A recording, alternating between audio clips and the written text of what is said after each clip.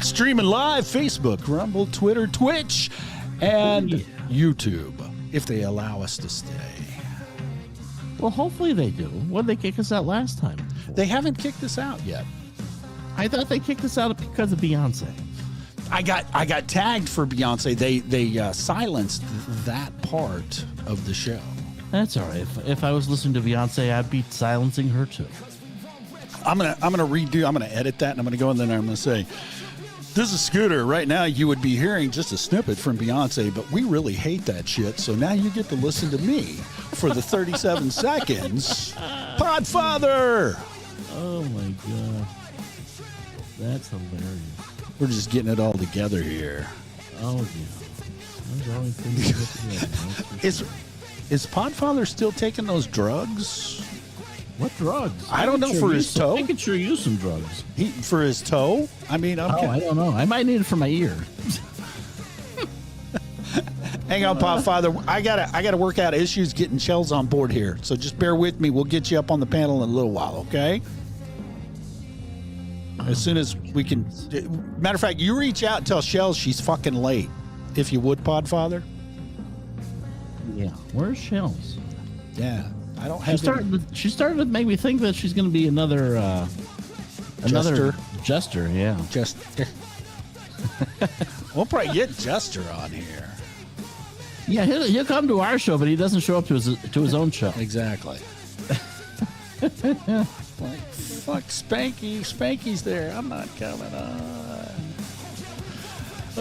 I think those drugs that Podfather was taking for his toe, I think that has kind of altered his brain chemistry, because we're getting a lot more liveliness out of him. Oh, wow. He said, "Good evening, my lovelies." I'm fucking, that's awesome. Lovelies. Wow.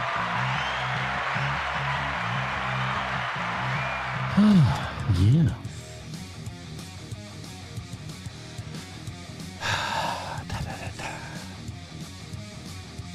Shells, come on in, wherever you are. Shells.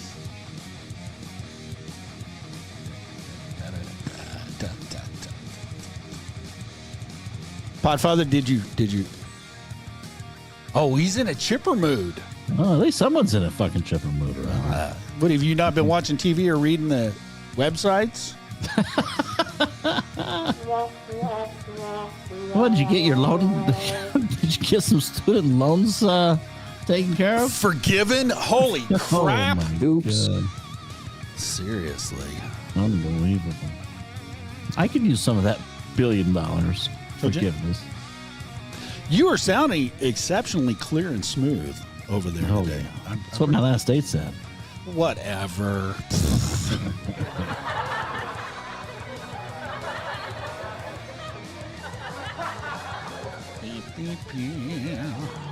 Let's see if anybody's messaged me.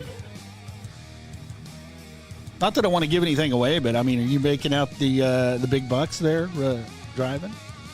Oh yeah, I drove earlier this morning from 3 a.m. to I don't know, about 10 a.m.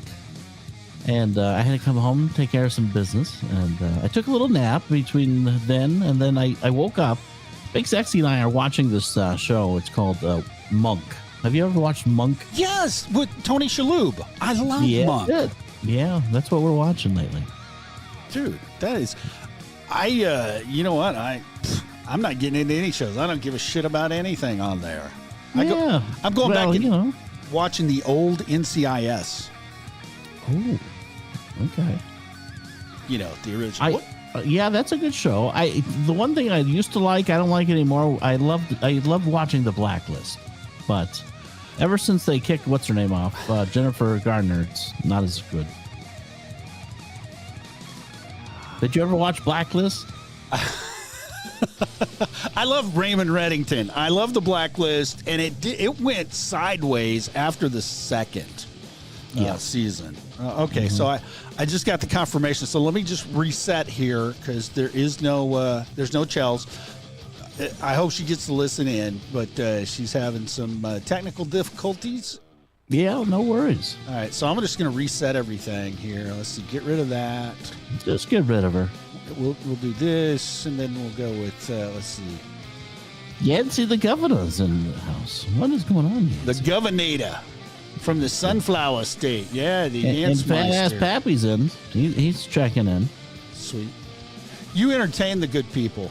Oh yeah, I'll do my best. Everyone already knows that Podfather is in a very chipper mood, so that's good to know. And I gotta get back. I gotta get back to doing my show one of these days. You really should. I think. I know. I've received a lot of messages. A lot of discontent people. So. They just kind of know that I'm going through a lot these days. And, you can tell by the hair. Well, you can't see right now, but you'll be able to see by the hair. Anyways, hopefully everyone's having a fantastic Wednesday evening. Appreciate you guys joining us tonight live. Scooter's getting things all prepped and ready to go for us. The wonderful job that he does every week. Sometimes. Having to take my text messages at 2 o'clock in the morning. It's kind of interesting because I am up. Yeah, you are. I'm surprised, but you are awake at that time. Chasing around. Oh, no. You're not looking for someone, are you? Yeah. Ay.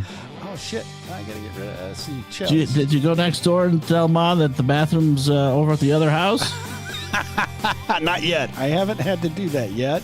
Oh, Thank God. God.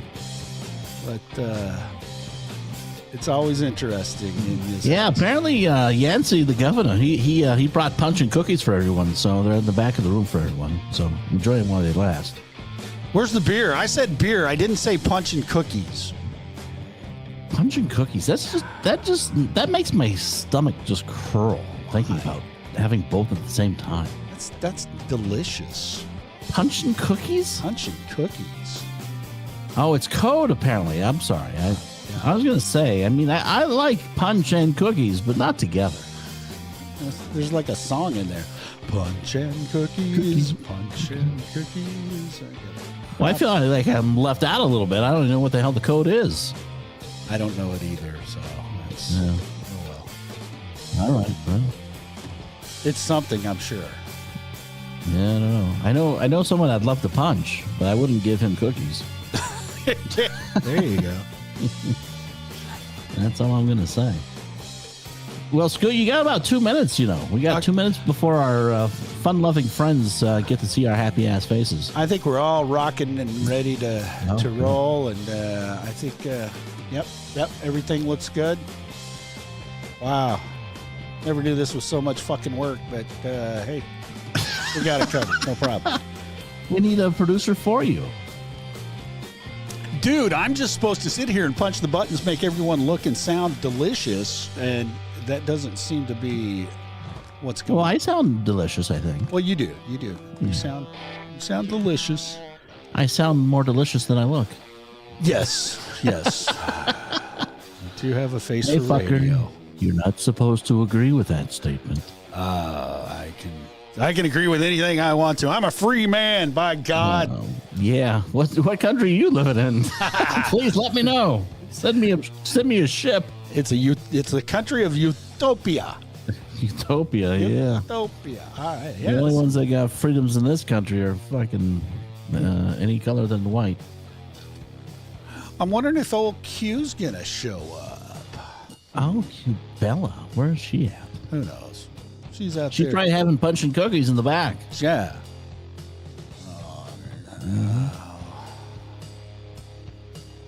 Okay, so no worries. I noticed Yancy didn't bring up any cookies and punch to us here in the front, but that's all right. Yeah. Didn't send us any, but that's okay. That's all right. Nobody ever sends us anything. Sure. No worries. All right. So, yep, technical difficulties over there on that side of the world, not a problem. We're good.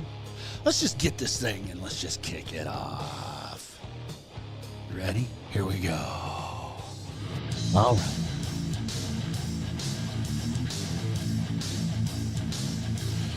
Yeah!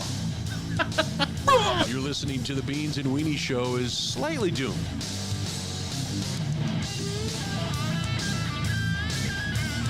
And And now, here are those lovable future felons, James and Scooter.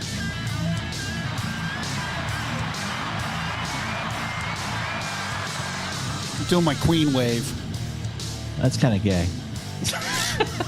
What do I care? I got 2 grandkids and 4 children.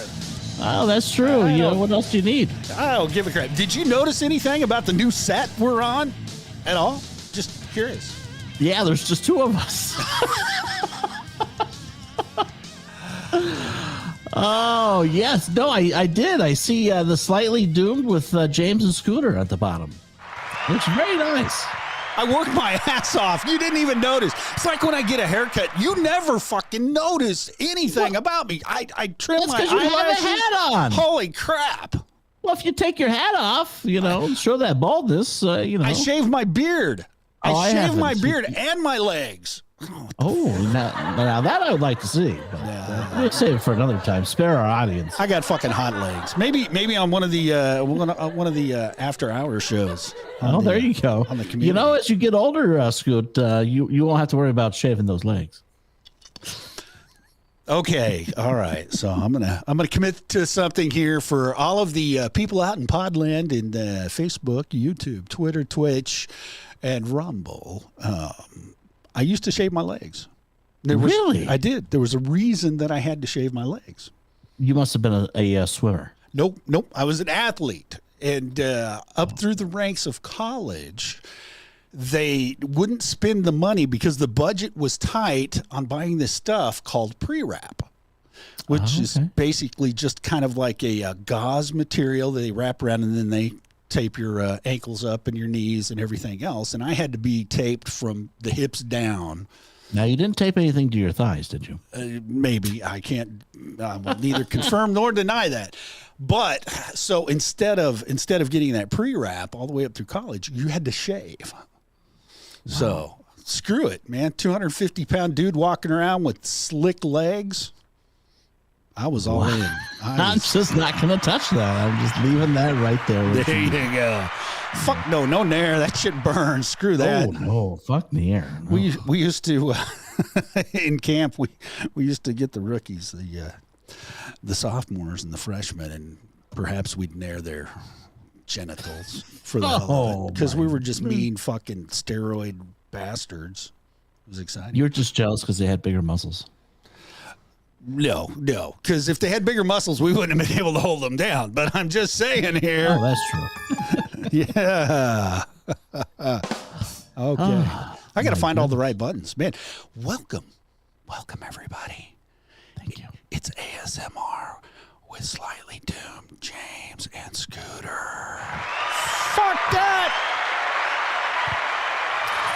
Shall we get this thing kicked off here, ladies and gentlemen? Why not? Let's do it. Let's do it. It's Wednesday. Oh, yeah. Hump day. Hump day.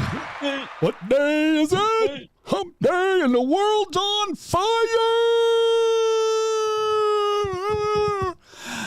You heard me correctly, ladies and gentlemen. I don't know if you've been paying attention today. I know that James has been paying attention, but in the District of Clowns, we had the wonderful and talented Lil Jimmy, otherwise known as James Biden, the president's brother, trying to hypnotize congressmen and congresswomen with a vexing tale of how his bro, the prez, was never involved in his business while he had to acknowledge sitting behind that desk that he had to stroke a check for $200,000 to his bruh.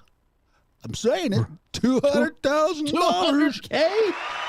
Yeah. Wow. But my brother was never involved in my business. Maury says. That was a lie. Okay. Fake news. Yo, so while he was up there telling everybody all of this and acknowledging the $200,000 check that he stroked to his brother saying loan repayment, funny thing is nobody could find any documentation, any check registers, anything about an initial loan that came from the big guy back to Lil Jimmy. So we know, as Maury says, that there. That was a lie. Exactly. So while he's trying to hypnotize these giants of intellectual, hell, they're stupid is what they are. They're a bunch of crooks. There's nothing smart about those folks up there. But anyway, he said that his big bro, the big guy, did meet with the CEO of a company that it turns out that just a little while later, little Jimmy got stroked a check for $600,000. Wow. Wait, but he had nothing to do with that. No, nothing. No business deal. Nothing. $600,000 after I take the big guy in to meet with this CEO of this company. Funny thing is, company's now bankrupt, gone, kaput. I wonder why. Yeah, and doing business with the Bidens, that's usually what happens. But after all, he had nothing to do with his business or Hunter's business. Hunter's business. What probably happens is the Hunter probably just snorted it all up his nose. Oh, the most hilarious thing, as James Biden is walking out of the congressional hearing, reporters standing around hollering questions at him, and one of the questions was, "Did Hunter smoke crack in the White House?" That was a perfect question. Don't know who that came from. It's very relevant. It really is. Nobody's been identified with it. So. Yeah. I mean, we're still lurking for more crack in the White House. But you know what? Instead of focusing on the District of Clowns and all those bozos that are up there and bozettes, why don't we take a look at some of the illegal aliens? What's going on with them today? Oh, well, Scoot, they, now that Texas has got their shit together, they're all going into our country through California. Yeah, I'm telling you, the illegal alien crime wave has expanded. Well, actually, it's everywhere, but the latest, Maryland is now letting illegals steal DOT trucks. What? No way. DOT, the Department of Transportation trucks, and joyride through the area. But it's not a big deal. Just a couple of cops have been injured. Oops. Yeah, it seems like a lot of illegal aliens are injuring people in public, Americans. Shooting them, swinging machetes at them, and hell, that's just in Times Square in New York City. My God. I'm telling you, what was the latest one I heard? Oh my God. It was this one guy is trying to defend himself. Yes. And he ends up getting arrested. The UPS driver. They put him in cuffs. No, Amazon driver. Was it Amazon driver? Well, there you go. Amazon driver tried to defend himself and those packages so they could get safely to all the other people who ordered that shit, and they put him in cuffs. So I'm sure we'll get a lot more into that later in the show. We also have the poor people. I'm sorry. I feel bad for the kids up in Canada because, Trudeau is going to make sure that kids don't have access to porn anymore on the internet. Oh, shit. What's going on? Canada wants to make it to where you have to verify your age in order to get into porn sites. Okay. And so we have one site known as Pornhub. I'm not sure if you know who they are. I've never been there. I've heard of it. We'll just say that. No. But yeah, they're like, well, if you're going to do that, Trudeau, fuck all you all. You Canadians don't get no porn. We're out. Yes, sir. Hitting the road. So anyways, he wants to make sure that no Canadians have access to the internet. And we'll talk about that later. And what about back here in the U.S. there, Scoot? Well, here's the interesting thing that I ran across today. Back in the U.S., the Red Cross. The Red Cross. You know what the Red Cross does?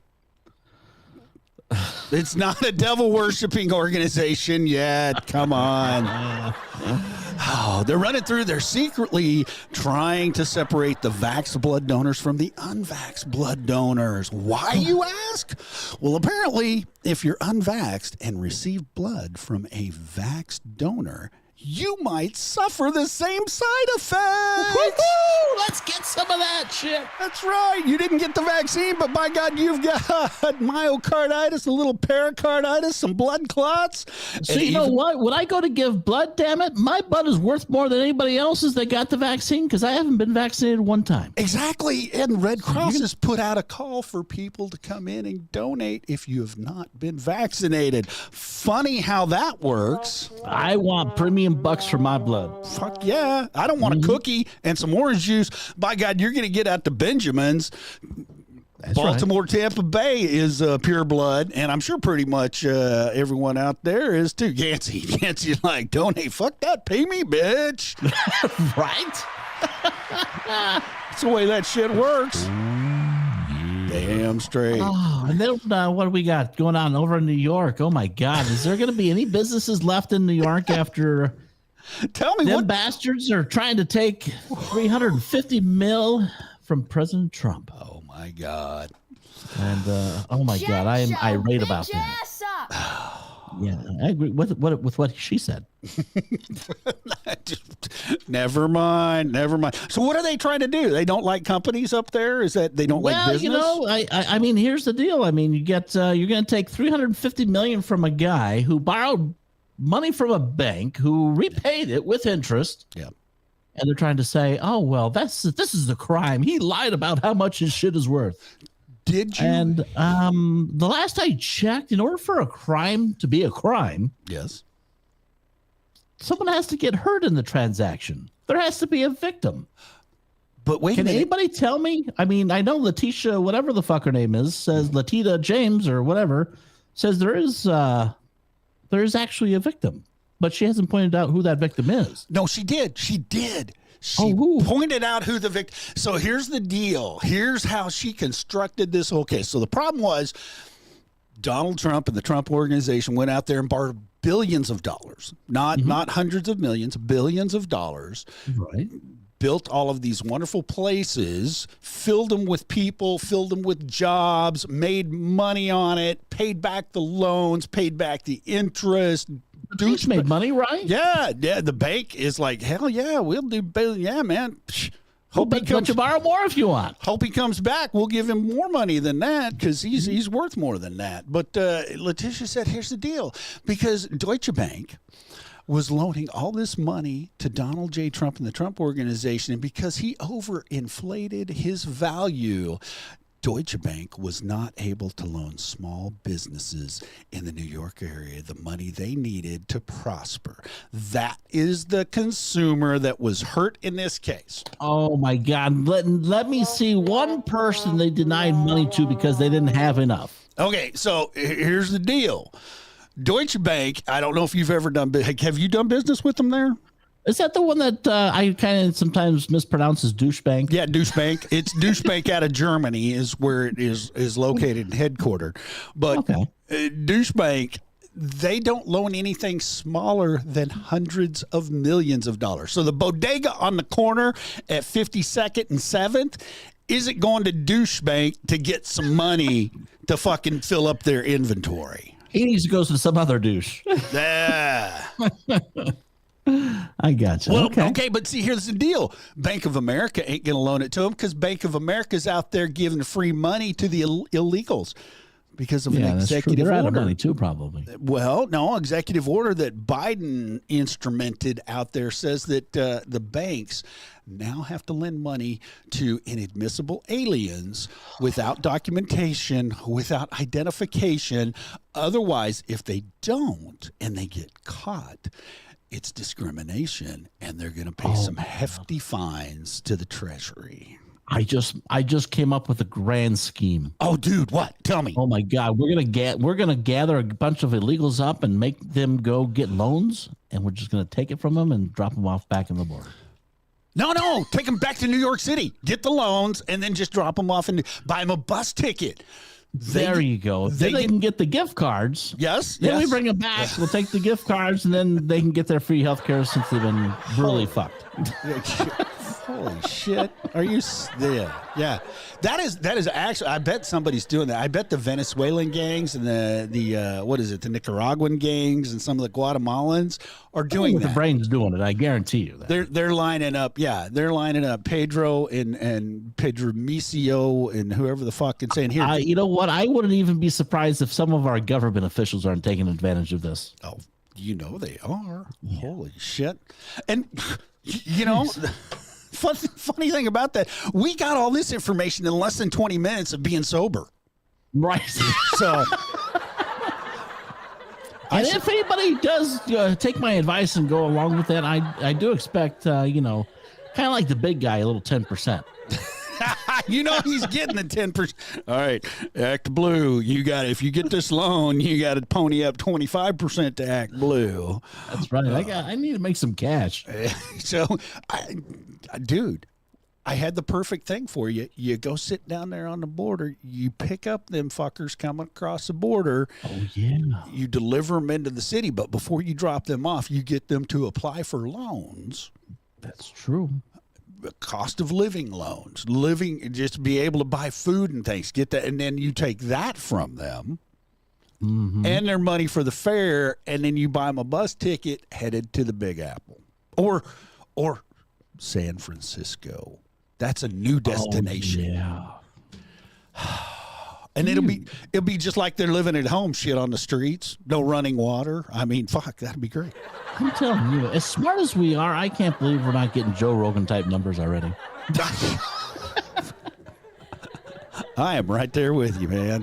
What the fuck's going on here, people? I don't understand. Oh, my God, bastards. that's crazy. So, anywho. Yeah. Hello, everybody over there on Rumble, Facebook, Twitch, Twitter, and anywhere else that you're catching the live stream. Be sure to like and share the show, because we would love to have other folks come in here and listen to this great information that we are passing out, and not just gas.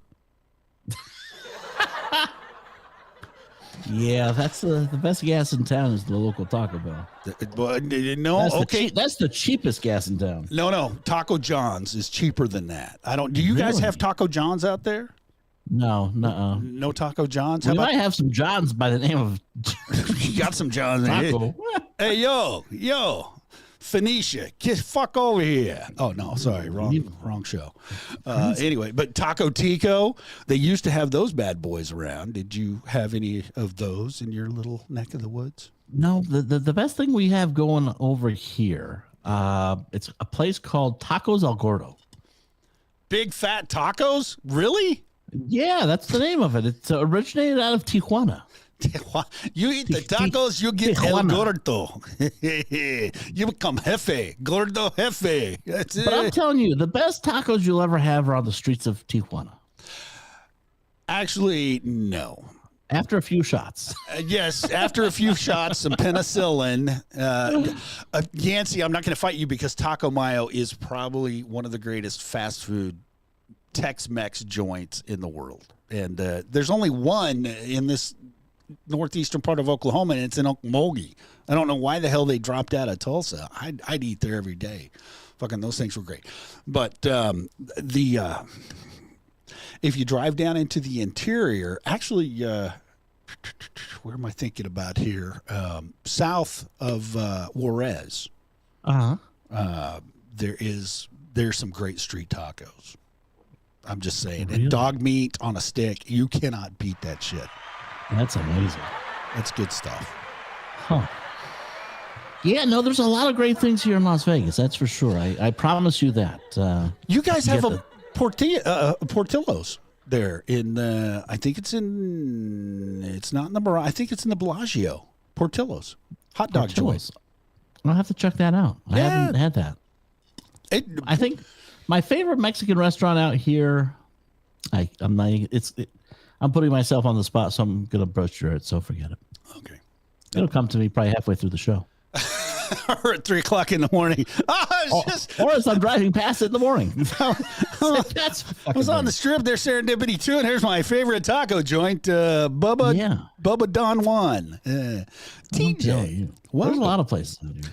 So if your head hasn't exploded by now from all the crackheads in D.C. and the non-Canadian porn, man, you said no porn in Canada, and that got me to worrying because E-Bike Mike is probably one of the biggest purveyors of that thing. Don't know where he's at. You would know him as Tuttles. I know him as E-Bike Mike, but. God, he's gonna be. He'll have to move across the border. That's all there is to it. So anyway, well, I'm sure there's other porn sites. I'm sure. You think they're gonna let?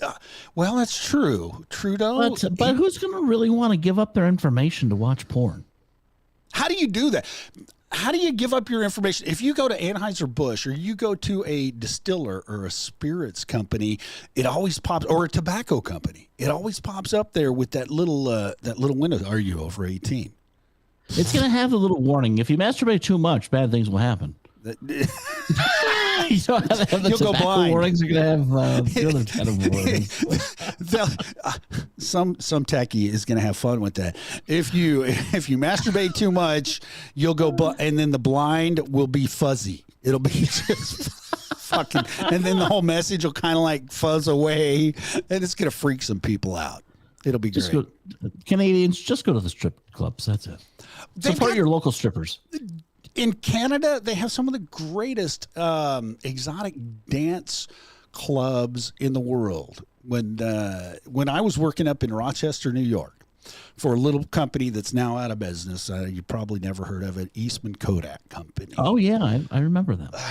God, what a waste! But we would take the short drive. We'd stop in Buffalo. We'd grab some wings from the Anchor Bar.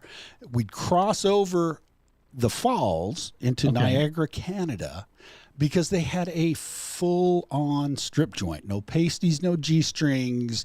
It was just fish smell from wall to wall. Wow. And we thought that was the greatest thing back in the 80s. Oh, naked women, we'll never see them again. Get. I went to a strip club one time in Tijuana. With the donkey? No, never. No donkey show. No. But there was a strip club, and they would go fully nude. Yep. And, I got a little, I was only like 18 at the time. And I go to the bar, get a cocktail, and I'm walking down. As I'm walking, it's getting darker and darker. Yes. Yes. And there were rooms in there. You can just show an imagination what was going on in there, but I'm like, I stayed there. Maybe there was a donkey in there. Who knows? Well, they keep the lights low so you can't see the faces. I mean, number one. Probably don't want to see them. Yes, you do that, and then in other countries they have those kind of establishments. Amsterdam is really big on that stuff, and it's weird. Up there in the cold Arctic Circle in Sweden and Norway and around in there, they've got this wonderful thing called window shopping. Don't go out and search. Well, I mean, it's kind of mainstream now, but window shopping. Yeah. So you can just walk down the street. Hookers are hanging out in the window, showing everything they got. You just make a bargain out there through the glass, and then go inside to the little booth. Yeah, I never did it. This is all reminding me of my one time I drove a couple. It was a male and a female. I was driving late at night, and I'm going to this place called the Green Door. Sounds like you know what it is. Behind the green door, huh? What was there? So so as we're driving there, I'm like, I asked the worst question I could have imagined. And it's like, so you guys heading to the Green Door? What's going on over there? And like, what kind of business is it? I'm thinking, a dispensary or, it's got the word green in it. Yeah. Yep. Yeah, no, it has nothing to do with a dispensary. It's a swingers club.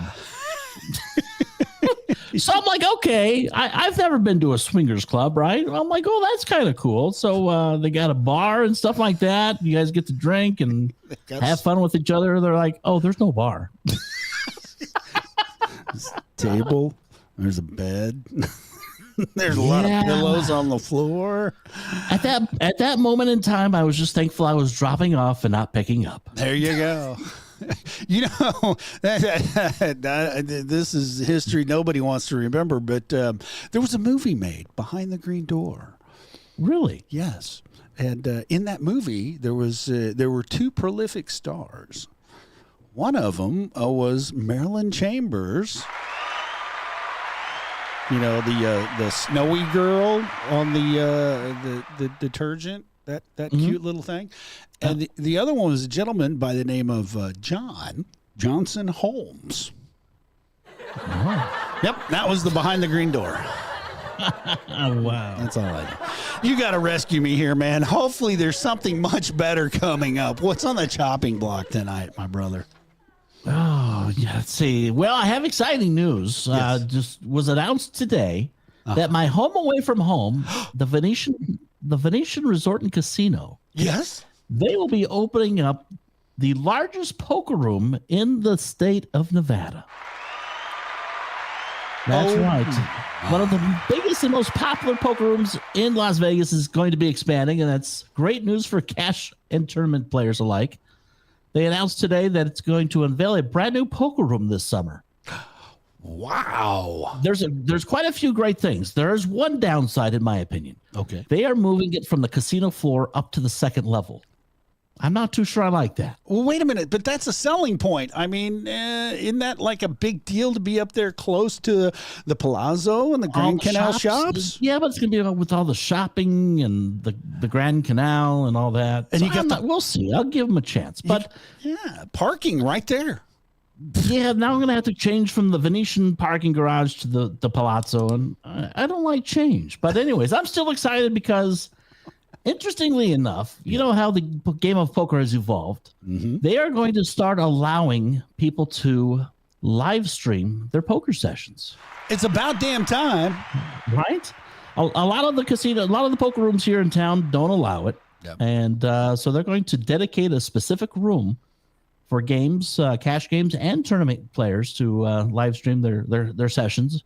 And I think that'll be exciting. I think that'd be incredible. And now you can get online at 4 a.m. in the morning and show everybody those pocket queens you're holding on to.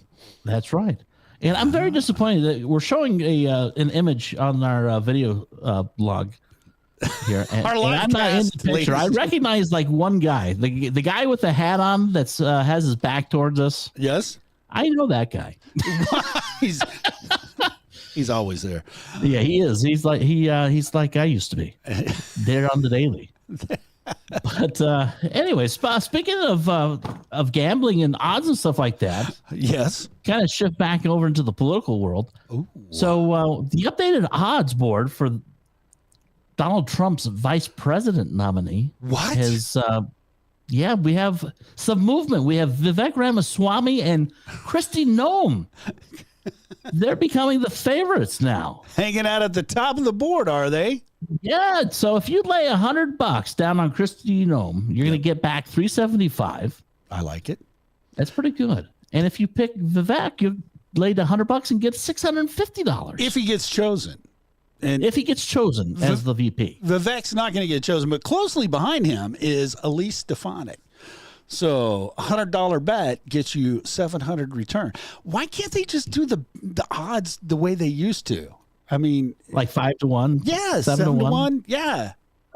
Sports betting and stuff like that uses just the cash. Yeah. That's just how they roll. That confuses the hell out of me now. Well, my question is, where is Tim Scott on this? You hear the media rant and raving about how Tim Scott is every single place Donald Trump is, but there's no Tim Scott on. Yeah, the odds makers aren't going for Tim Scott. I mean, he's nowhere to be down at the Does that mean though that he's really the favorite? Pretty much. I think you're onto something there. It might be. Oh my goodness! Yeah, so that's exciting, and we have what do we have later next week? We have the South Carolina, right? I think we do. Good Lord! All right. So, anyways, if you need some extra cash, those are your odds. I still like. I don't know. You like Elise Stefanik for the 7-1? I am. I could go with the Elise Stefanik for the 7-1 outside shot. Ben Carson coming in at 8-1. I just don't. I still don't like know. Ben. I like. You like Ben? I do. Ben's a good choice. I'm thinking. I don't know. It was a very odd. I heard Nikki Haley yesterday, or maybe it was this morning, basically said whichever party gets rid of their 80-year-old candidate first is the party that's going to win. And she says it's going to be a female because, they're going to have Kamala's going to be their candidate come November, and I'll be the Republican side. I'm like, you are way off, young lady. Jeremy came up with something right out of the blue there. Welcome to the show, Jeremy. Glad to have you in here. And this is what it sounds like on a show with a real producer. I'm just saying. Come on. Okay, but anyway, Tulsi Gabbard. I like Tulsi's shot. Where does she rank? Her and Tim Scott not even on the board here. I don't get it. I don't see Tulsi. Look out, Mr. A. Somebody pick me up with a fucking feather. Wow. Pick him up with a feather. I like feathers. Feathers are nice. They're pretty cool. Anyway, so just saying. But yeah, we've got no Tulsi Gabbard. We've got no Tim Scott on there. Are those the two that will be chosen? Is that what we're looking at? No. Who? Let's see. Let me see. Uh-oh. I'm gonna try to look that up. You're going to the real odds makers. What's up, Mister? We're gonna go to where they all are at. Oh, not this is. I'm not at the right site. Odds makers. That's just a sample. No, I got Marco Rubio. If you were to put $100 on Marco Rubio, you'd get back $11,900. That's how far I go. That'd be almost like betting for the 49ers to win the Super Bowl. It was. Hey. The wound is still fresh, my friend. I'm taking that golf shot going live. Well, RPV dropped in here, so I just had to throw that in there. How's that? Tim Scott is plus 1050. $100 will get you 1,050. And then Tulsi Gabbard. Ooh, if you really like Tulsi Gabbard, I got a website for you to go lay some cash down. You can get, for your $100 bill, yes, you can get 33 of those bad boys back. 3,300 plus 3,300. Did you know that in the great state of Oklahoma, where we have pari-mutuel horse racing, where we have Indian casinos, feathers, not dots, where we have poker rooms, we do not have sportsbook. You know why, though? Because all the Baptists here they want to. No. It has nothing to do with the Baptists. Do you have Indian casinos? Yes. Yeah. The Indians will. True. They will put millions and millions of dollars to fight against it. True. That you are correct. And being that. See, now I don't get that because I'm Indian and card carrying member of the Brotherhood, the BIA, not the BLM, but the BIA. That's the Bureau of Indian Affairs for you that don't know that acronym. And I get nothing from the casinos, although I get free health care. Your tribe doesn't get like a monthly paycheck, monthly stipend? No. I'm not Alaskan, I guess. I don't know what the deal is. No, there's no stipend. Wow, that's horrible. I get loans at low cost. I get mortgages for like next to nothing, which is pretty great. Okay. And, yeah, but like Indians out here are getting like 10 G's a month. Oh yeah, they're raking it in. They're taking the white man money, my friend. And probably the illegal alien money soon, too. What? Okay, but wait a minute. In the Silver State, do they have Indian casinos? No, we do not have Indian casinos. However, we have, within the past year, we have the first tribally owned casino out here. What? The Palms Casino and Resort is now owned by the San Manuel Indians and the Yamayai or Yamaya, whatever. That's made up. That's fucking. It's like have a pie. That's made up. True story though. Yeah, they bought it last year. That's BS. I'm calling it out. That's BS. I'm just saying. Here's the funny thing: in the state of Oklahoma, all of our casinos are run by Nevada corporations, like MGM or Yep. Who owns Hard Rock now? Is it Park Place still, or who are the fucks that own the? Well, there's no Hard Rock right now. Well, there's going to be. The Mirage is going to turn into Hard Rock. Okay, but see, we have Hard Rock Casino that's owned by that's on Cherokee land. So supposedly we're supposed to be getting a whole bunch of money from the casino operation. But whoever manages it. Whoever held the Hard Rock name, same people that they manage the Hard Rock down on the Gulf Coast of Mississippi. And I thought it used to be Park Place, but don't know who that is anymore. And Park Place used to be Hilton, of all things. Did you know that? I did. Hey, there you go. See, I'm not completely out in left field. Hey. Let's see. Yeah. I'm trying to look that up really quickly, but I don't know. Yeah. Yeah. But yeah, there's a lot of Indian casinos. There's a tribe in California, up in Escondido, California, northern San Diego. And that Indian tribe has basically it's a Harrah's casino. The Indians collect the money, and Harrah's, which is owned by Caesars, they just manage the property and take their cut. Yep. Well, in Caesars, there's a Harrah's in Kansas City, Kansas. First, I know Yancey goes there all the time and drops off his monthly payment to them. Oh, that's nice of him. Yeah, not saying that, yeah, but anyway, he's out of here. So good. He's not here anymore. But there's a Harrah's up there. We used to have a Harrah's around here, but it's no longer in the northeastern Oklahoma because we've migrated to Indian names for our casinos, other than the Hard Rock, which could be an Indian name, but now we have River Spirit. We have Duck Casino. Oh, okay. Not sure what kind of an Indian name that is, but you go look at the names of the gambling establishments here. They're kind of comical, like our town names. Tech Radio over on Facebook. What's going on, beautiful? Hola, ¿cómo está? Yeah. Anyways, well, one of these days, we'll be able to open up a casino wherever we want because we live in a free country, right? Dude, I just want to get back behind in the alley and pitch some pennies. You know what? Throw some dice. Just go. I want to get back to when America was really great. Y'all young kids don't know. You don't remember that. But. Oh, my God. When was that? Was that before I was born? Yes, it was. That was in the 60s and the 70s. In high school, junior high, we'd go out and we'd gamble for cigarettes, pitch pennies. Who could be closest to the wall? That was it was a skill game. It wasn't so much a game of chance. It was a game of skill. I guess. So, and you could win packs of cigarettes and other such things. Girlfriends. Nobody really had a limit. I just need to find a place where I can make some extra cash. I need some cash. Oh my God, you and the cash. You're driving 48 hours a day. I'm telling you. You've given Daddy needs a new pair of shoes. Anywhere I can get some free cash?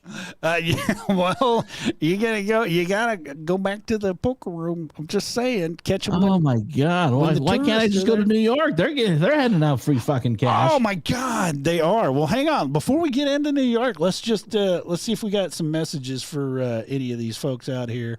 See if there's messages to be had. Do I have something? Yeah, here we go.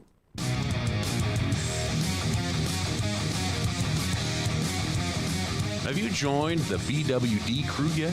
Well, if you haven't, then you need to. Visit linktree.com/BWD crew and follow the community link to become an exclusive member of the BWD crew. Now, when you join, you'll become instantly eligible for all those contests, trivia, and fun subscriber-only content. Ooh. Does it cost to join? Yes, it does. But it's less than a medium caramel frappe from McDonald's. And you can believe me, you'll get more value from that BWD crew and a lot less lip from a teenage fast food worker. So don't delay. Be sure to join the Beans and Weenie community today. That's linktree.com/BWD crew. You're listening to the Beans and Weenie Show is Slightly Doomed with James and Scooter. All right, welcome back there, Scooter. I wanted to mention Cummings' culture. He said, let's see, he had a couple comments for us. He said, number one, he's in Alabama, and bro, he doesn't want to hear about it because this is the butthole of America. Alabama is the butthole of America? Okay, yeah. Yeah, he says that. Yeah. He also says Alabama has a bunch of white people who claim to be Indians that own casinos. Yep. I'm going to have to do some educating here. We're going to do a couple things. Bear with me if you would. So I promised somebody that, and we've got more things to go through, but I'm going to get a couple people up here on the panel. But I've got to educate young Mr. Cummings. So let's see if he'll take the bait and come up here. Because I was listening to his show the other night, and I just want to see if we can't, I don't know, straighten some things out with last night. Okay, last night, the other night. I've had whiskey since then. I don't know. It's peanut butter whiskey? No. Oh. No. Oh, yeah. Well, according to James there, Scooter, you have no idea what you're missing if you're missing out on peanut butter whiskey, right, James? I do know You what got I'm that missing. right. I do know what I'm missing. Hey, Potluck Podcast over on Twitter. Welcome to the show, boys. Glad to see you in there. Looks like Jeremy's unable to join us this evening. What? I can't go live right now? That sounds like a little personal problem. Well, fine. All right, so here's the deal. Jeremy, I asked you. We ain't here. I asked you. Salute. I asked you in the chat yesterday on your show. It was yesterday. Is that right, Podfather? He's gone silent now. I believe that was right. Okay, so I asked you a question. I said, "Are you from L.A. or are you a Yankee?" In the state of Alabama, all people know is you must not be a native Alabamian, because most people know this. Long about Greenville, and they pronounce it Greenville. There's a dividing line. I think it's like State Highway 31 or 10. One of those two crosses runs over there from Greenville South. They call that L.A. It's Lower Alabama. If you live north of that line, you live up in Montgomery or Birmingham, you're a Yankee Alabamian. So, Jeremy, you need to... You go as far north as hell, you wind up in Knoxville, but that's a Yankee Alabamian. So just want to clarify that, clear that up. Feed the kids, make sure the wife is tucked in happy, give her a hug, and then you get your butt up here, because I'll school you more about that there Alabama lifestyle there, brother. Yeah. There you go. So, dadgummit. Oh, what happened now? Well, RPV says that Rumble's freezing up, and Unbelievable. I'm sorry. It's like 5 minutes behind us. Good Lord. Wow. Well, and you got YouTube, Facebook, and Twitch as alternatives if Rumble decides it wants to freeze up on you. Tick Radio says medium Alabama. That's where he's a Yankee. I know you're a Yankee Alabama. You're up in that Talladega Forest is where you're hiding at. I mean, that's where all them weird people are up there north. You go further north to Montgomery or Prattville or one of those Waukesha or whatever the heck that is up north of there. But he's a Yankee Alabamian. But I apologize. I digressed. What? He's up there in Muscle Shoals. No wonder the boy can sing. He's a swamper. Who sings? That's Jeremy Cummings' Wow, culture. I've never heard him sing. Well, if he lives up in that area, it's in the water, and there's like a law that if you live up around in that area, up over towards, because Tupelo's just on the other side where Elvis came from, you have to sing or they kick you out and make you go to Birmingham proper. Oh, okay. That's just the way it is. But all right, so I took you around the bend on that one. But I just want to know, where are they handing out free money if you're a criminal? New York? Yeah. I mean, it takes money to make money, as the old saying goes. Apparently it also takes some cash, such as $53 million to give away. It's now come to light that the migrant families, the illegal aliens, could make up to $15,000 a year under this controversial $53 million prepaid credit card program. Now they're able to get up to 10,000 individually. Yes, annually. I mean, this is like putting them on the government tit for life. This is what Democrats want to do. I apologize if any of you out there are liberal Democrats, but you just got to face the fucking facts, because this is what you're doing. You're giving out free money. You're giving it to them for years, and because you want them to be welfare families that'll vote for you because they like free stuff. And they don't have to show any ID. There's no restrictions. They can spend it on whatever the hell they want. They can go down and get a pack of cigarettes, and they'll probably buy Bud Light too. I mean, but the Post exposed this debit program earlier this month, and the mayor spun it as a money-saving program. The city's going to save money by giving them up to $15,000 a year. Isn't that so wonderful? Well, okay, so let's qualify that. How are they going to be saving money, handing out $53 million a year, sight unseen, with no accountability to inadmissible illegal aliens? I'm just curious. How did you come across how they're going to be doing that? Well, I mean, from what I've heard, they're staying in 5-star resorts right now. Yes. They're feeding them breakfast, lunch, and dinner. Right. Probably dessert, too. We just don't know about the dessert. And they're not even fucking eating the food. They're throwing the food away. That's right. I mean, so they're wasting money. But you know what? If we're going to be wasting money, I'd rather it be money that is actually feeding them and them not off going screwing off, buying drugs and buying guns. God only knows what they're going to do with it. Robbing the local Macy's and then catching an Uber and heading out to taking a trip out to California. Know what? But here's the thing that the mayor has threatened them so badly. The other day, Mayor Adams said, "You know, illegal aliens. If you continue to act bad, I'm going to downgrade you. You're good. Instead of 5-star resorts, you're going to 4 stars." That's the way to threaten them there, big guy.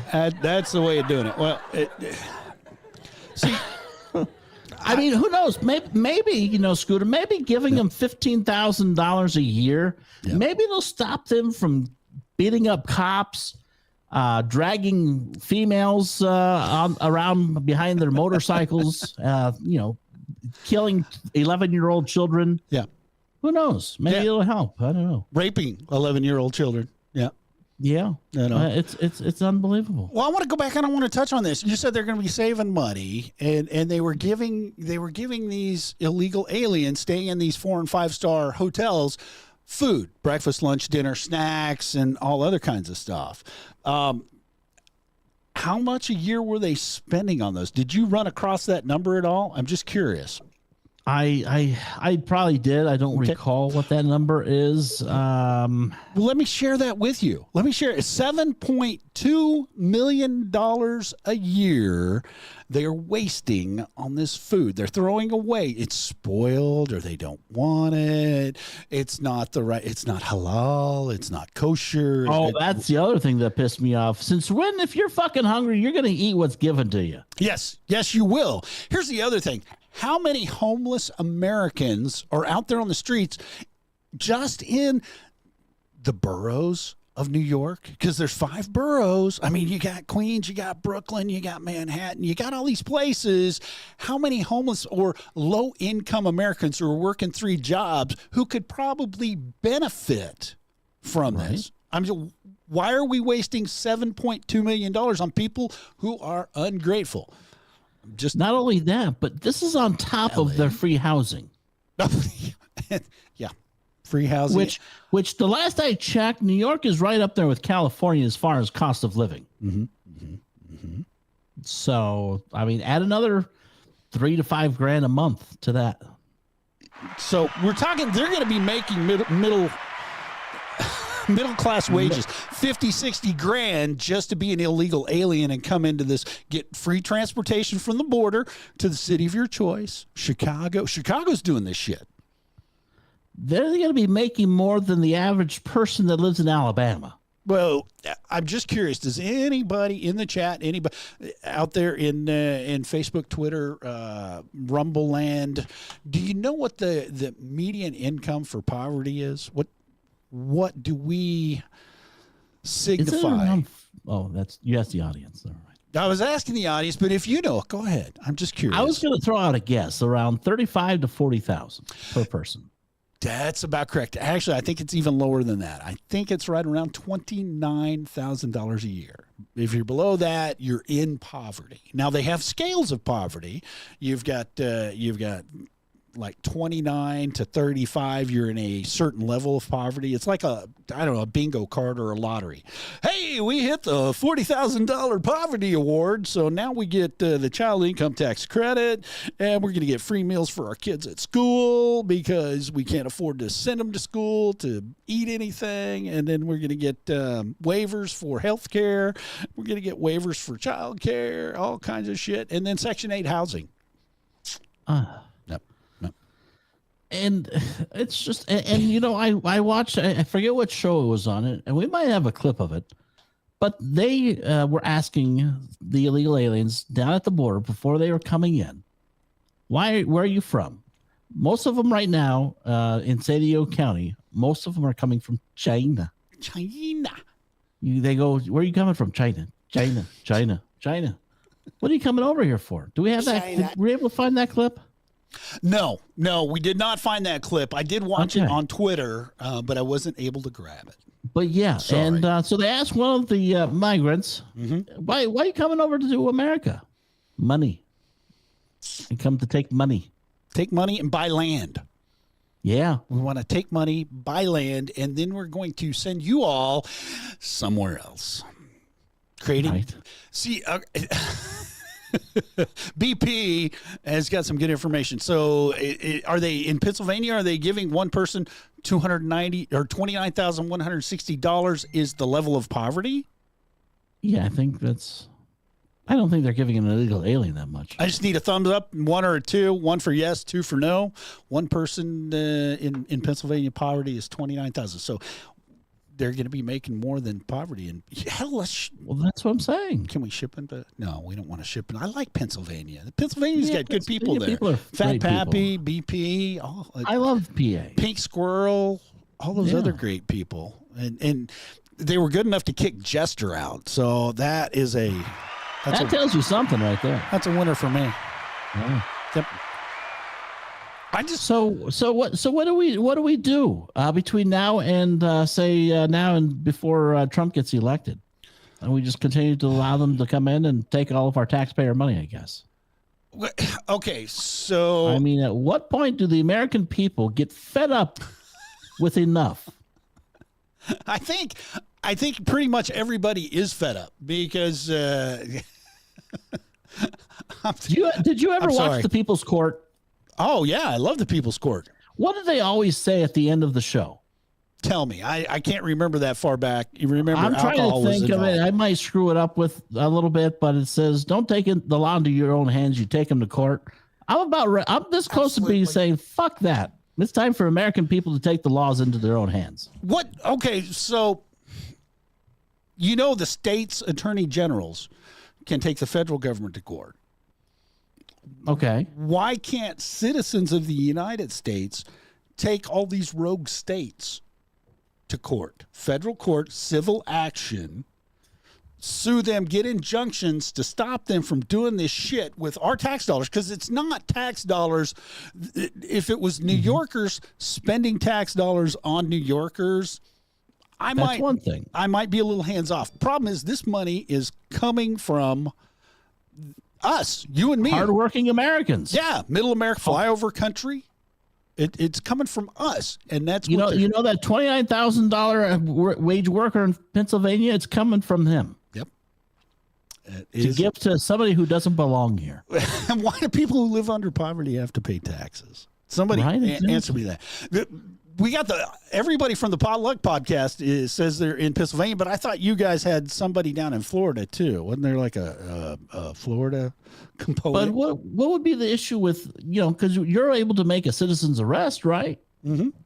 So why can't citizens start arresting these illegal aliens? Nope, sorry. You can't do that now. If you were able to make a citizen's arrest, then I don't think the Amazon driver would have gone to jail, and I don't think Mr. Daniel Penny would be languishing in Rikers Island for standing up and saving those other 30 people on the subway in New York City. So in other words, we have no rights anymore. We can't do anything. You don't. I'm sorry, I'm trying to read the Jets and keep my train of thought and think about whiskey. And, oh, man, I miss Chels, but that's okay, honey. I know you're trying to listen in. Maybe next week. But they're wasting our resources. They are. I'm a big proponent for veterans and for homeless veterans and for veterans who can't get medical treatment or they can't get the psychological treatment that they need. And we lose about 22 veterans a day to suicide. So that money could be better spent on the homeless Americans that we have now. Here in Tulsa, we have a homeless population problem. I've got a very dear friend. She came on the show a while back, a couple years ago. But out of the goodness of her heart, she does nothing but tries to raise money and get supplies for these homeless folks that are down on their luck. They're out of work or they're having mental health issues and they can't get treated. A lot of them are veterans. Some of them are not. Some of them are just regular people. Couldn't pay the mortgage, got kicked out of their house, didn't have anybody to turn to. And they went on down the road. Shell said you compared it to gesture. Well, you and I were talking earlier this week about suicides. I knew you were going to bring that up, and you know I didn't do anything about that. And you know, just for our audience to know, in a future episode, and it might be a pre-recorded episode. I think it would be because we'll need the time to. We'll go into great detail about that. Exactly. But it's an interesting statistic as far as how many suicides are occurring now versus 4 years ago. Go back 4 to 8 to 10 years ago. Exactly. Well, I mean, you know, one of the things that politicians will do when they're out there campaigning, are you better off now than you were 4 years ago? And I think there is a distinct comparison that we are worse off now than we were 4 years ago. And I think the numbers for suicides bear that out.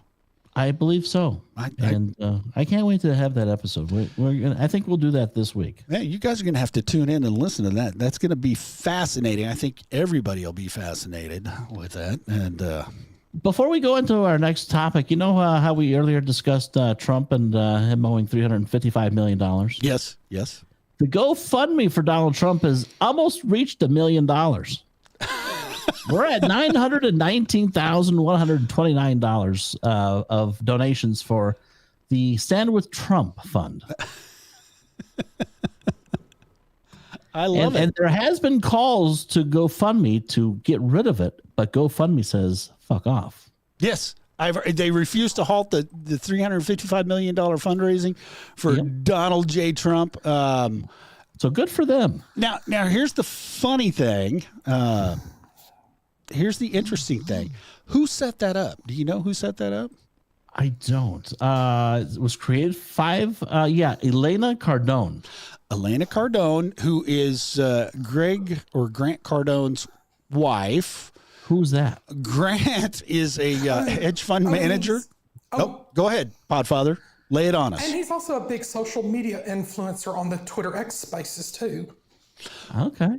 Well, he also has an insurance line. He also writes policies for real estate organizations, big policies, not little bitty tiny policies, big, huge millions and $1 billion policies and things like that. And he's actually told his organization, he said, here's the deal. There is no money in New York, so stop writing policies. We're no longer doing business in New York because the outcome could be worse than... Oh, he's the one that says go look in Texas and Florida. Yep. I got you. Go to Texas and Florida, start funding those folks. Yeah. So, and I want to know what's going on with the truckers. Are they delivering stuff to New York still? I heard that movement is getting popular, so we'll see. Gaining traction, in other words. Yeah. I thought it was steam. I like steam better. Say steam. Say it's gaining some steam. Well, gaining steam, gaining traction, it's implied. Oh, fine. Oh my God. But, I mean, I've looked at some of like Grant Cardone's like Twitter X Spaces in the past, and he gets like thousands of listeners, along with people like Mario Nafal and Phenomenology. And Phenomenology, a caveat about her is she's a fellow Arizonan to Amber and to Cubella.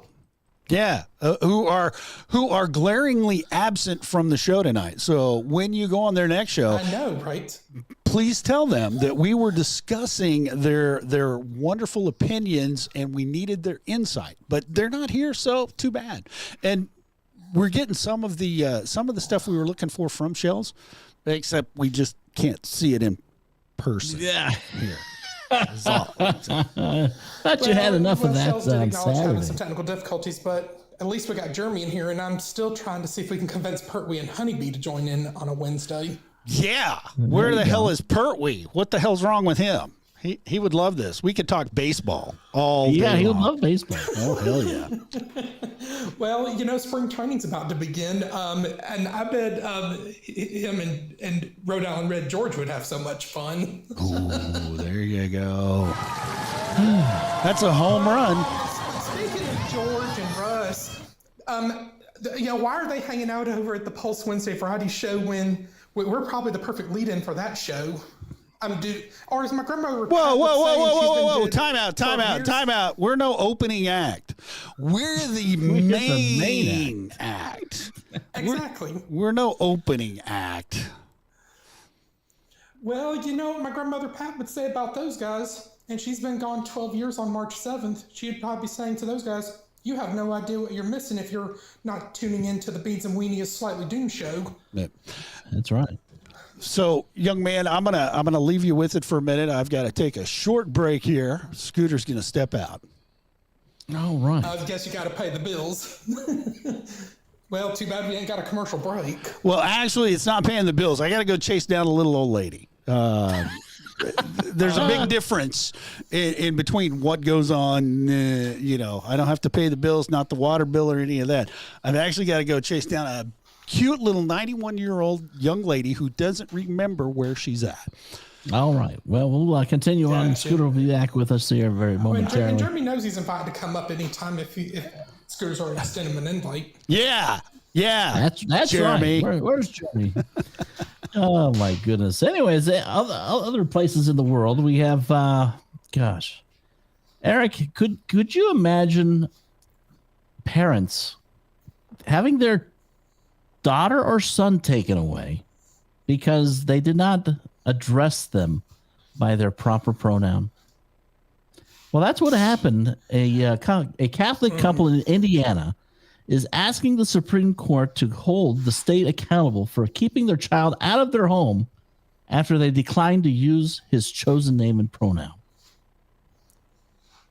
What the hell is going on in this country? And I think this whole pronoun thing has just really gotten out of hand. But my favorite pronouns are fuck around and find out. Fuck around and find out. There you go. I mean, at what point do these children? You can't punish them. And then boys insist on being addressed as she, and girls insist on being addressed as he. I mean, haven't you forgot that God may have intended for you to be a boy or a girl for a reason? Oh my God! But I mean, for what reason would the state be taking the child away? It's not like they're beating the kid.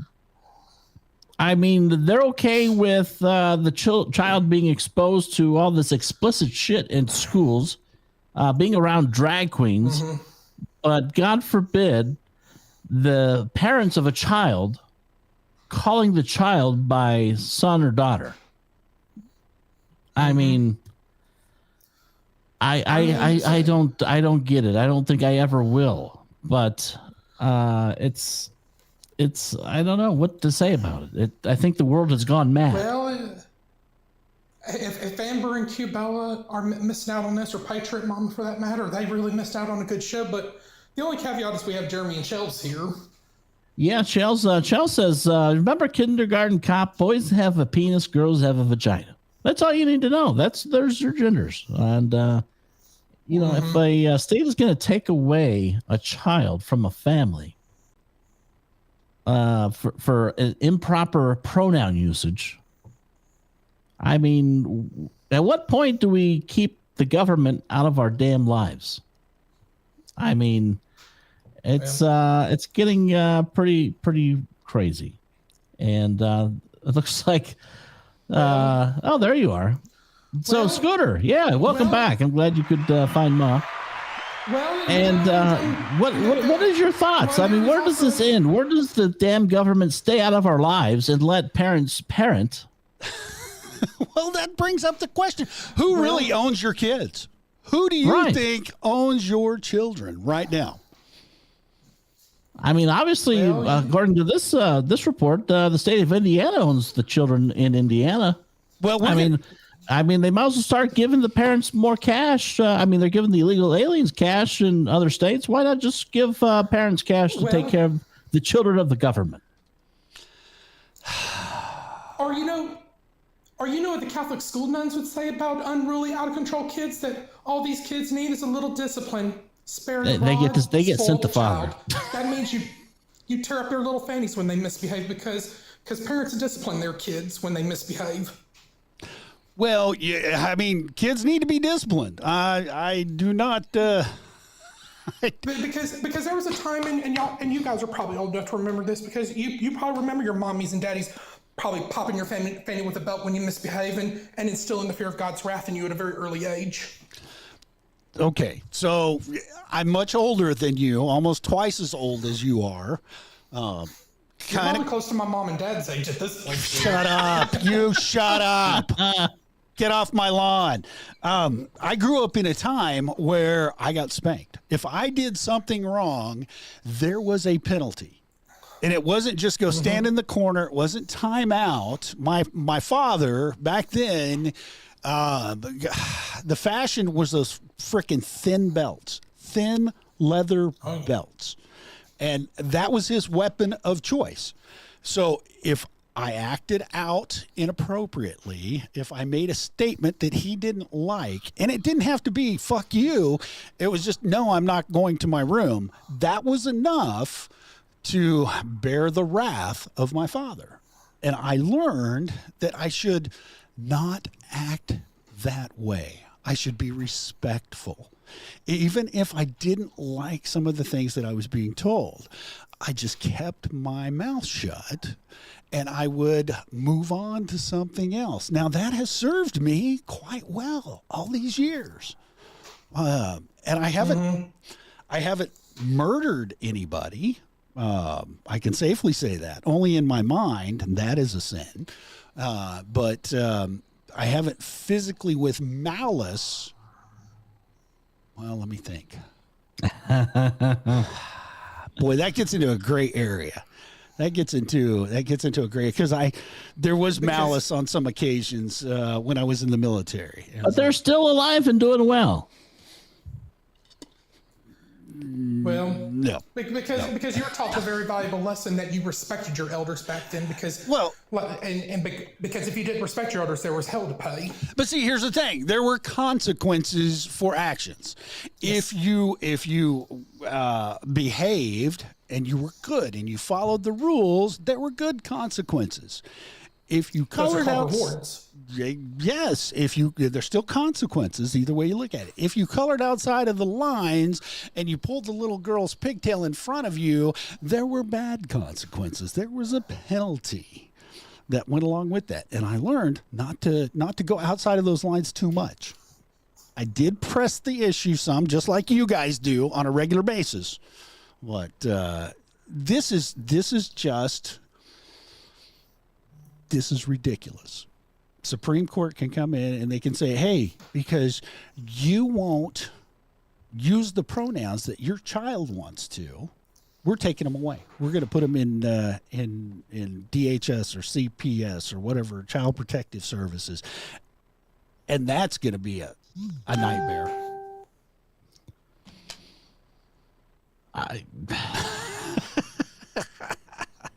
This is it's just getting, I mean, when you think, okay, they've gone to the extreme, a new extreme presents itself. Well, okay, so you look at this story. Indiana parents warn nation after child is removed from home for improper pronoun usage. It can happen anywhere. Can happen anywhere is happening everywhere right now, because in the state of Montana, parents lost custody of their daughter after opposing the 14-year-old's gender transition. So who wears the pants, the child or the parents? Well, then, you know what? Let's just, here's the deal. In all 50 of these United States, there's this simple little legal precedent. It is a law. It's known as the age of majority. Is anybody familiar with that? Any of you out there? I'll wait. I'll sit around and I'll wait till you tell me what. From what I understand, the parents are responsible for the kid up until they reach the age of 18. You are correct. So before they reach the age of 18, what are children legally identified as? Kids. Well, Youth. no, there's Youth. youths. There's a legal term for it. They're called minors. That's correct. Minors. Can a minor go to war? Can a minor join the military? Can a minor buy alcohol? Not legally. No. If you can find an aunt or an uncle or somebody at the 7-Eleven, then you're good. Right. Because Can a minor sign a contract? No. Okay. no. So really, here's an interesting thing. When you go in to have a surgery, you have a medical procedure, what is one of the things that you have to do? Sign consent. Yes, that is a contract. You've been explained what could go wrong. You're explained what could go right. You also are explained that, you know what, you're responsible for all of the bills that come with this medical procedure. And if a minor's getting a procedure, the parents are the ones to give the consent, Yep. not the minor. And they're the ones also, and the parents are also responsible for footing the bill too, not taxpayers like us. Exactly. But okay, so now there is a legal precedent, and there is a process that a child can go through to become declared not a minor anymore. Are you familiar with what that may be? Emancipation. Emancipation. So it's already out there. So if these kids who want to change genders and they want to pee in a cat box, they can go to court. They can hire a lawyer. They can go to court and they can become emancipated from their parents. It'll be legal. All done. Sure, let them. But it doesn't appear that this is what is happening. No, the state has stepped in now and is telling them, you have to. You have to. That child has rights. We're conveying rights on children. So in these same states, Scooter, Yes. these children who are being taken away because they have rights, if they want to get rid of their penis and go with a woo-ha-ha, they can. Yep. And they have every right to do that. So in that same state, if the child doesn't want to go to school, then what? Do they have that right too now? No. Nope. Why? Because the federal government and the state mandates that they have to be in school to a certain age. Most states say they have to be in school until the age of 16. Why is that, though, Scooter? It wouldn't have to deal with receiving federal funds, would it? Yes. Yes, it does. Federal funds. Stephen, you have a good night. You have sweet dreams. I'm going to tuck you in here. I'll sing you the Soft Kitty song just for you.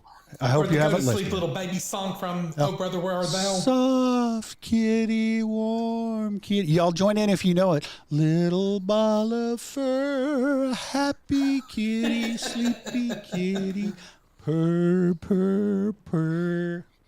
You want to do that in Chinese? Ying yao ming. Oh, never mind. We don't have to. That's so racist. Damn right it is. They're going to take you away from your mother. So you have pleasant dreams, Stephen. We'll see you on the Potluck Podcast.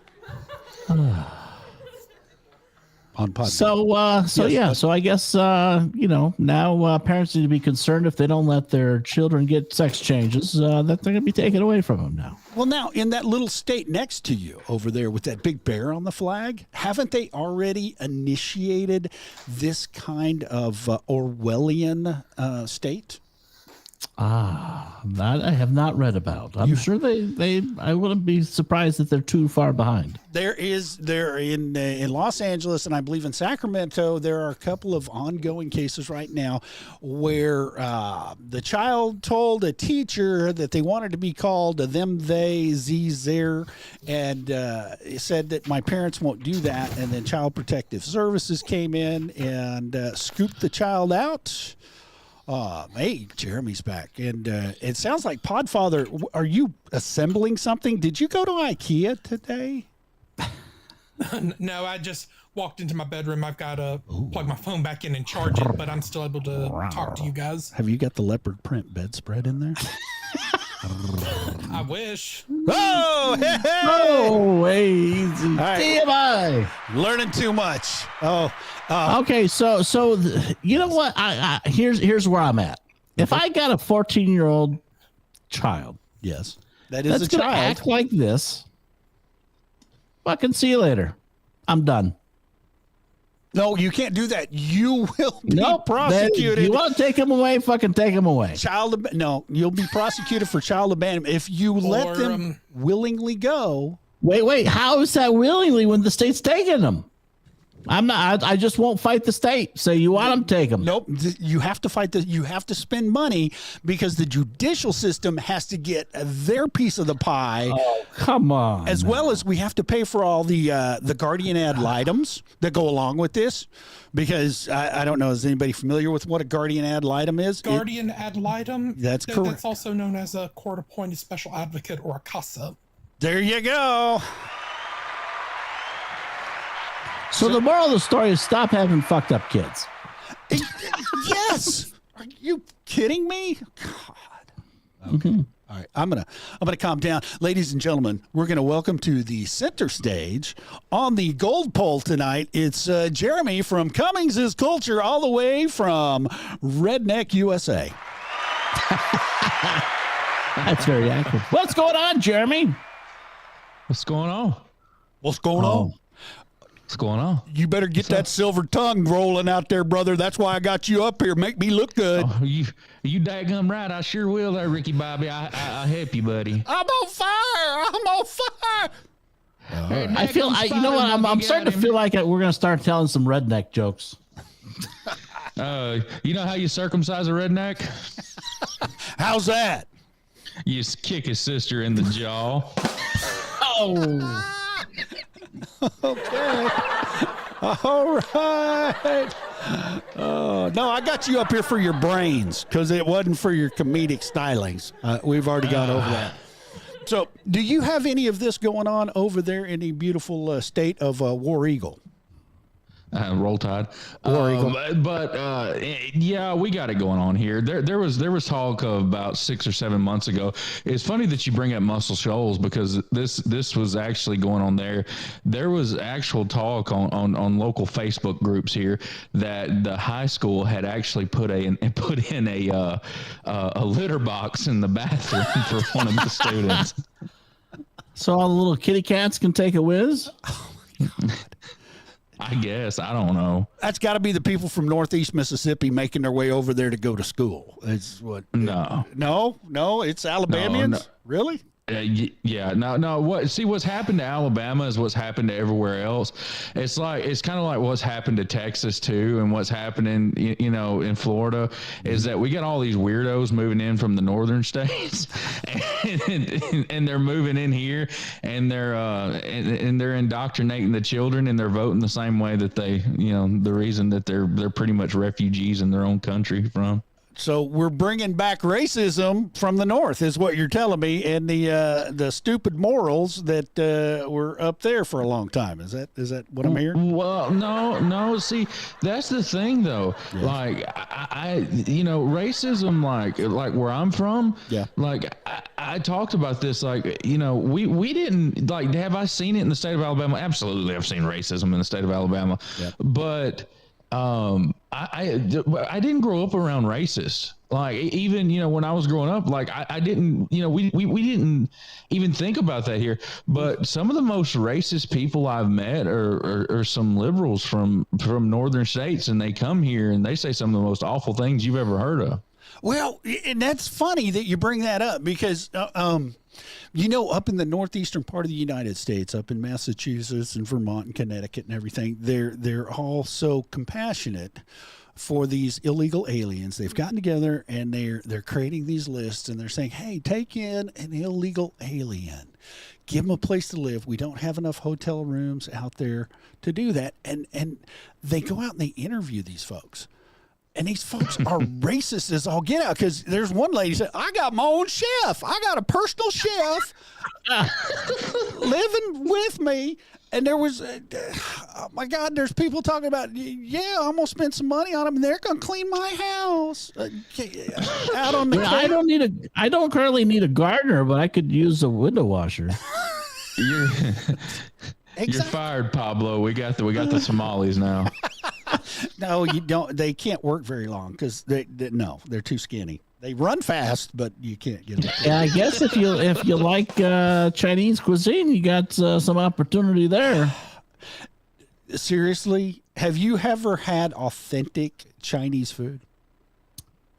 No.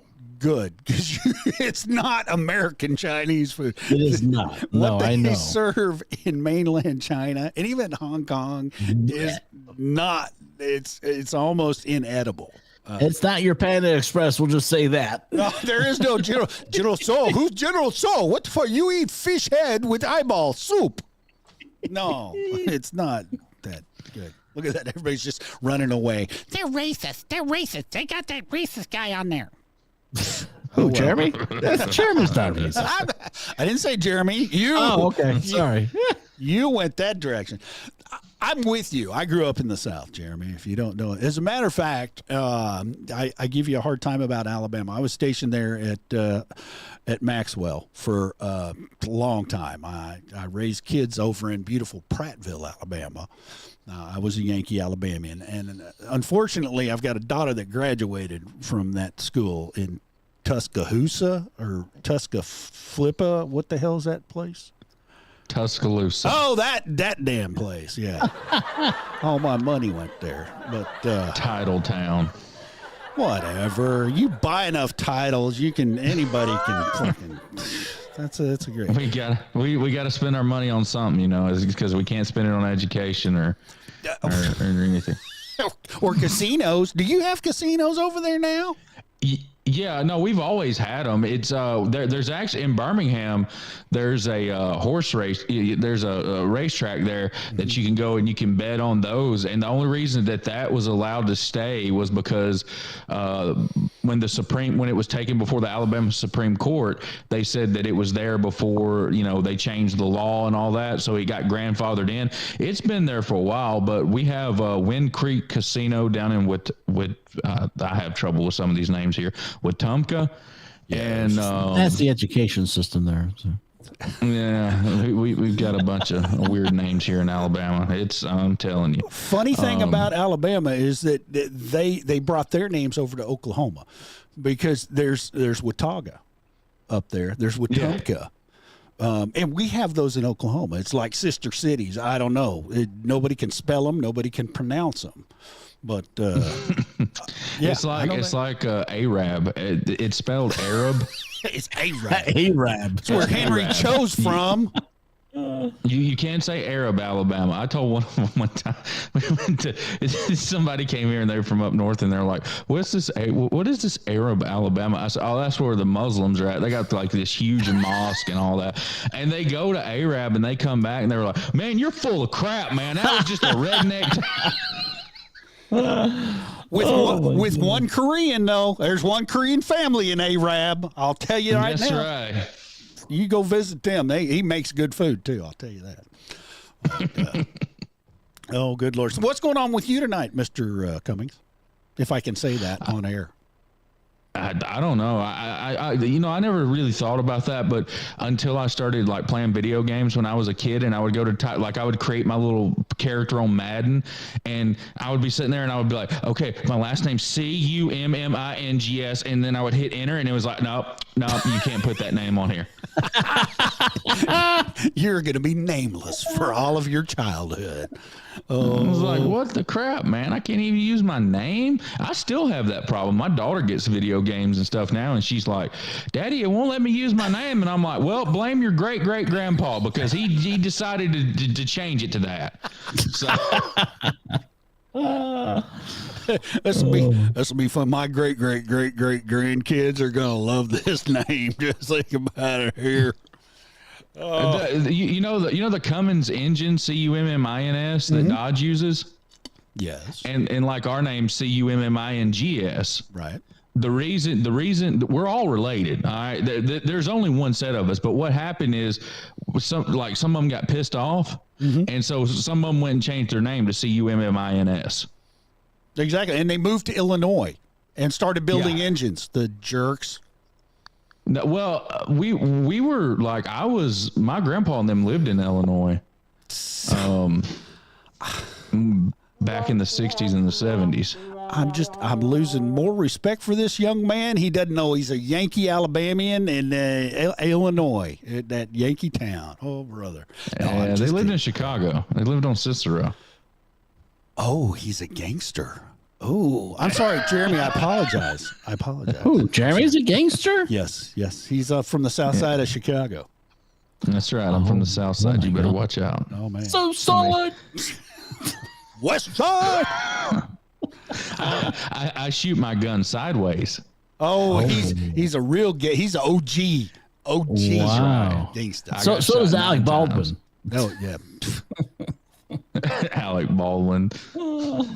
Oh, Lord. So have you had any of your children taken away from you by the state, just out of curiosity? No. Like this state is so like they got a bill right now that's banning this lab grown meat and stuff like that. So, but like this state handled that like 2 years ago. Like they were like, no, we're not.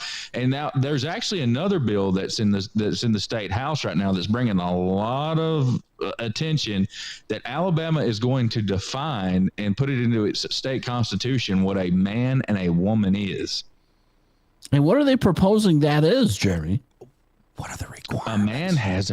A man has this thing that it's called a penis. Penis. Yeah. Penis. And a female has a hoo-ha-ha. It's a hoo-ha-ha. That's a website that James has. You can go visit hoo-ha-ha, and you can get interchangeable hoo-ha-has. But what do they say that a woman has to have? Apparently it's a hatchet wound, but I mean, that's, Okay, that is quite specific. No, that's not what I was looking for.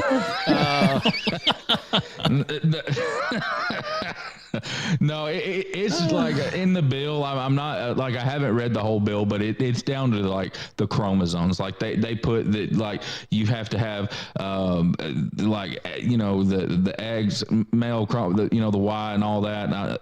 That's in the bill. Okay, all right. So I figured out how we get rid of all this transgender sport bullshit. So if a transgender shows up to compete in the sport, you know what? The other team said, you know what? Fuck it. We're not playing. We're done. You know what you do? You get Brock Lesnar's daughter and you bring her out there. Oh. Whose daughter? Brock Lesnar's daughter. Have you seen her? She's a beast. She is the female version of Brock Lesnar. Yeah. Wow. Put her out there with some of these transgenders. They'll stop trying to swap sports then. Well, might be the only thing they stop swapping. There you go. I was gonna simplify this for you. You could actually go to the State House there in Montgomery, and you could say, "Look, here's the deal. I can. You don't have to mention penis. You don't have to mention vagina. You don't have to do anything like that. Here's what you do. It's real simple. Okay, you define a woman as having a skin gland. and you define no, I'm serious. You need to go to Grey's Anatomy and look that up. Not Grey's Anatomy on TV, because they're not going to show you that. But you go to the book, Grey's Anatomy.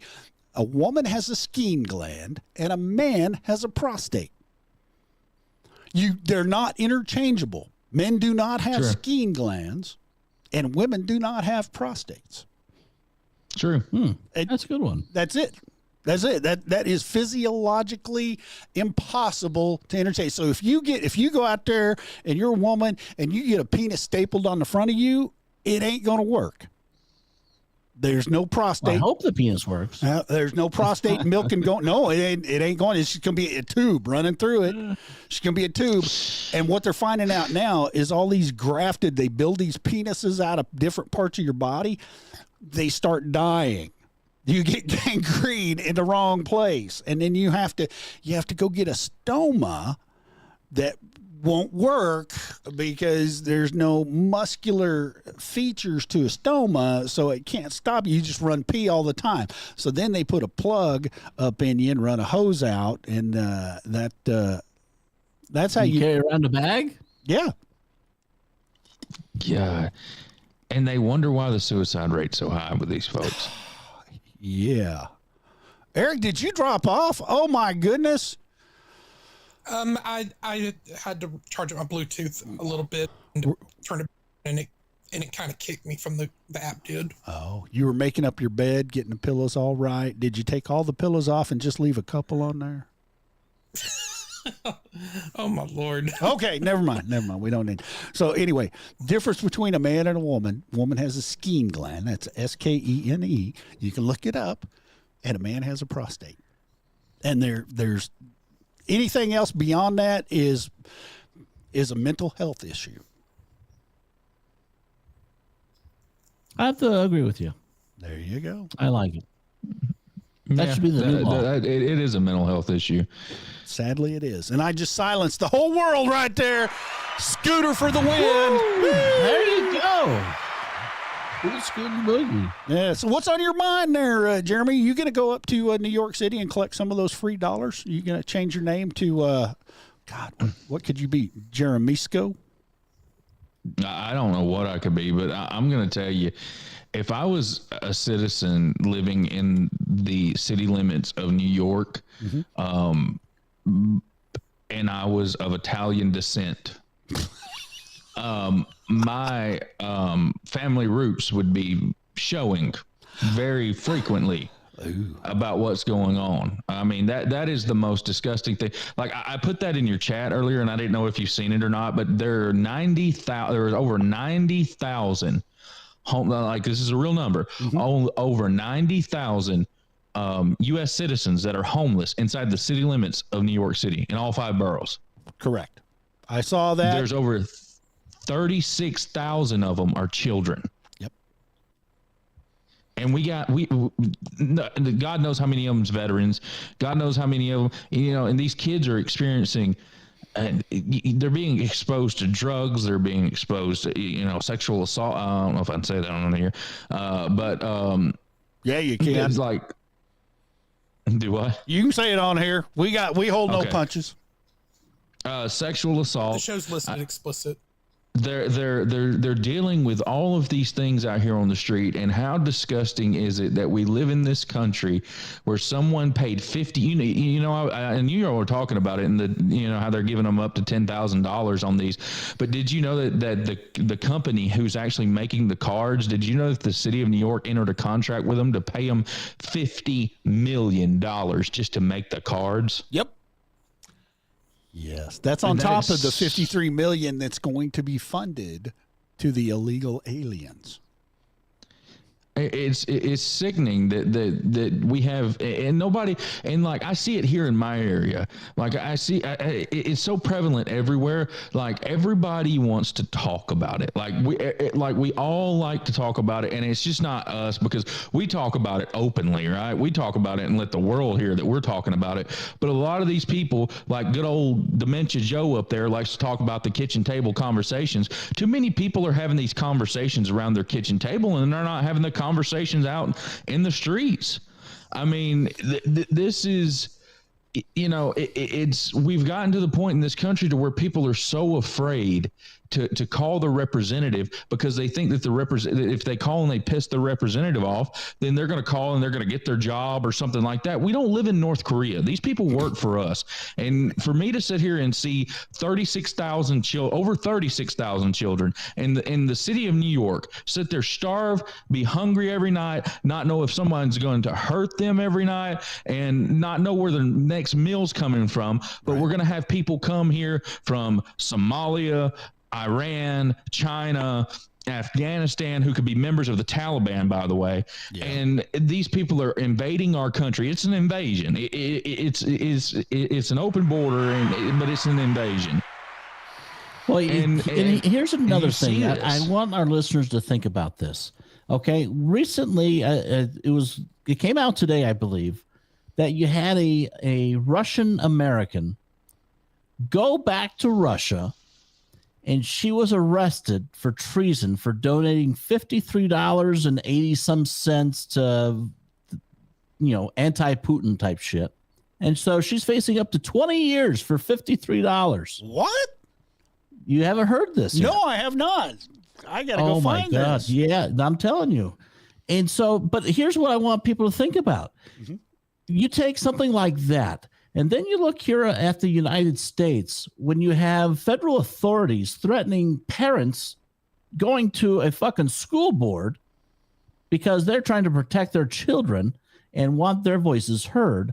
And now all of a sudden they're, supposedly domestic terrorists. Each and every single day in this country, it seems like it's getting a little bit more and more like other countries. Do you agree with that? We're reaching the banana republic level. When we start locking up opponents who have different points of views, right? Then we are becoming fair. We are becoming a banana republic. When we fine somebody for doing business legally and making money for everybody involved in the situation, it is a banana republic. I'm sorry. That's where we've devolved to. I mean, you have, certain groups of people, conservatives, getting audited by the IRS because they're conservative. Yes. Or they're getting rounded up because they were supposedly trespassing on the Capitol, on the people's land. The District of Clowns does not belong to anybody except for the citizens of the United States. That is our capital of these 50 United States. It's not private property. You have the right to go into the place that you funded to be built, where you pay the salaries of the people that work there. Now, granted, you know what? Some of those people go in there and they have sex in the Senate room, and nothing happens to them, but grandmothers are going to be brought up on charges for trespassing on January 6th because they have a political leaning that's different than the people in power.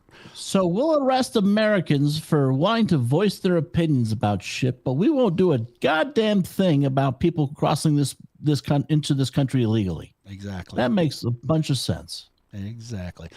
I found what you were talking about. An amateur ballerina. Yes, that's it. Who works at a spa in Beverly Hills, was arrested last month in her hometown of Yekaterinburg for petty hooliganism, with charges later upgraded to treason, according to Russian media, because she donated $50 to a Ukrainian fund.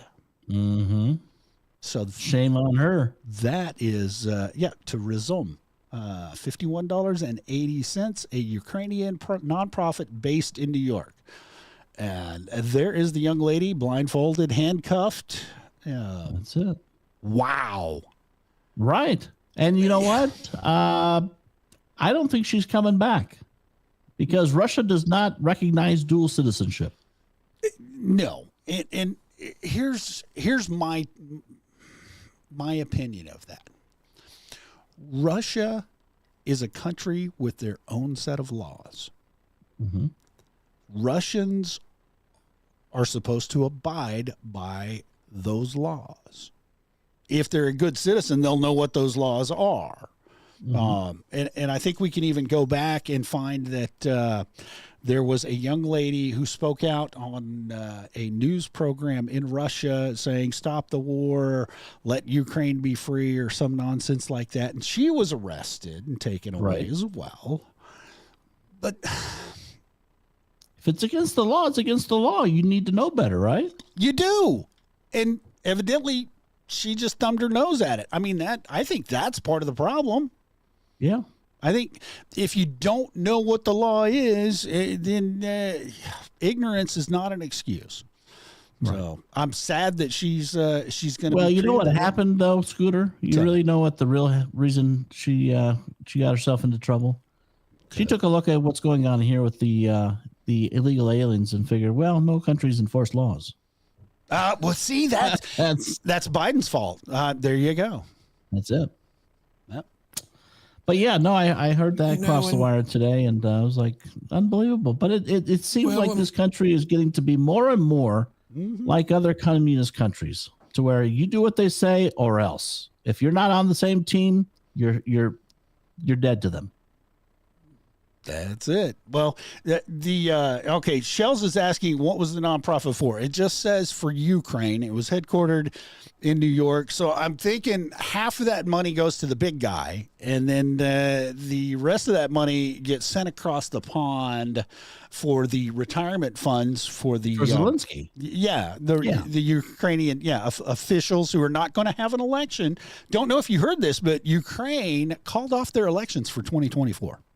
Because wouldn't Joe Biden like that? The fog of war. Well, Joe's trying to get us into a war because then he could declare martial law. He could cancel all federal elections, and he'd be in power forever.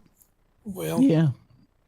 Well, and it sounds to me like if that be the case, like where's Congress? I mean, are they even anywhere to be found, or do they not even care, or is the American people who elect these people that complacent that they keep electing these same failed politicians? I think that's a great question. And I think here's part of the answer, that we need to get involved locally. People in New York City, in the 5 boroughs, in Manhattan, in Queens, and all of those places, they need to get involved locally. Here's a prime example. Hopefully, Crucible, are you on the panel now? Good evening, gentlemen. I'm happy to be part of such an esteemed group. You know, I live in Chicago, and I have been watching this up close for years now, and I'm not going to get into a racial discussion. Eric rightfully asked, are voters complacent? They're complacent because they're stupid. There's only 2 forms of Democrats these days, in my opinion: the stupid and the dishonest. There are so many examples, and I find it ironic as hell that 10 years ago, all we heard from black and brown communities was diversity, diversity, diversity, diversity. Now you see in government across the country, nationally, statewide, locally, you name it, you cannot find a white politician. They don't exist. You might as well be looking for a freaking unicorn. So all the diversity, right? Yeah. And what we've done is we've swapped out diversity for incompetence. Okay? So they're not the same thing. Here's the other point I want to make. Yes. We've been listening for so long for the black and brown community telling us they've been shut out of opportunities, they've been discriminated against, they were not allowed a seat at the table. Okay, let's assume for a minute that that's accurate. So fast forward to 2024. If all that what you just said is true, no access, no opportunity, no experience, no nothing, how are you suddenly all qualified to take every freaking position in government and business when you admitted yourselves that you've been shut out of any ability to gain the experience necessary to have these positions? You can't have it both ways, and this is a fucking double standard that is killing this country. Well, Crucible, hold on for 1 second. See, if you look back over the last few years, you went from the minorities of our country screaming all about equality. First, it was equality, and now it's equity. Mm-hmm. That's where things changed. They don't believe in everyone being treated equally. They feel that they are owed something because of their ancestors or the tough times that they go through. They act like the white population. People don't live in trailer parks, or people don't have a hard time getting by in life. They think everyone's just rich and famous and living the life of Robin Leach. Well, one of the things I really take issue with in at least in my city in Chicago, we have now had 2 back-to-back African American mayors. One worse, and you talk to black people. This is not just me, a white guy talking. This is you. You watch them. He has a 20% approval rating, and he followed one of the worst mayors we've ever had in our history. And so when you look at the resumes, I know you guys don't live here, but it was between a white man who was about 69 years old. Mm-hmm. He had fixed the school system in Chicago, Philadelphia, New Orleans. He could teach a master class on budgets. His name is Paul Vallis. He's one of the smartest guys you're ever going to meet. You put their resumes side by side, take the names off, take the skin colors off, and you look at the credentials, the background, the experience, and the accomplishments, and you do a blind vote. Nobody would vote for the guy who won. He won because of his skin color. Yep. And yet we have to hear black people complain about the fact that they get the short end of it. And nobody ever bothers to ask them, who the fuck did you vote for? They're unaccountable in a world where everybody else is accountable. And I'm a taxpayer, and I got to fund these migrants. And the only reason we're funding them, they don't care about these people. They care about votes. It's power-hungry bullshit, and we've been waiting for a long time to fix this, and I'm not sure we can. I think we're permanently broken. The funny thing about all this, Crucible, is who's more pissed off than, say, Scooter and myself right now are all the minorities, because all their fucking money's being given away to the illegal aliens. They committed the ultimate act of betrayal. Yep. I even heard saw several TikTok videos where black people use this word. They're replacing us. Yep. When you lose the black community, you're done. But how much of the black community are they going to lose? Because it's almost like muscle memory. When you walk into the voting booth, or the way they're getting away with it now is by sending out mail-in ballots, and you don't know who's voting what. Well, and the other argument that people like to say about the 2020 election, it wasn't stolen, blah blah blah. I saw an article in the New York Post, which I think is one of the best newspapers in the country, about 3 months ago, and there was a survey. And this was people volunteering their answer. 1 out of 5 people, that's 20%, said that they altered or falsified their mail-in ballot in 2020. 20%. Do you think that's enough to swing an election that was decided by less than 50,000 votes? I think it is. It was enough back when they did it in '68. Are you a lifelong Chicagoan? I am. Are you a product of Cook County? Unfortunately, I am. Yes. Well, no, there's nothing unfortunate about it. Now, I'm a conservative, okay? And I was on the Republican side for a long time. Now I'm an independent conservative. But I lived up in your area back when in the 90s to 2000s. And so who did you vote in, say, I don't know, the 99 election up there? Just curious if you did. As for you're talking about locally for mayor? Locally for the mayor.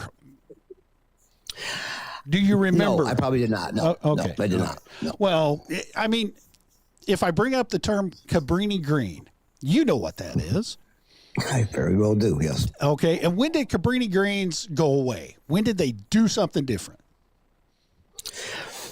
I think it was in the early to mid 90s. I think they demolished it sometime in the mid to late 90s, if I'm not mistaken. You may know better than I do, but I should know because I live here. But I think it's been gone for about 30 years now, if I'm not mistaken. You're about right. You're about right. And it was a Democratic mayor that did it. I didn't like him, Richard Daley. Yeah, it was Daley. It was Daley, but he cleaned up the city. And when I lived there, the city was fantastic. You could walk down state, you could walk down Michigan, and you could take your family.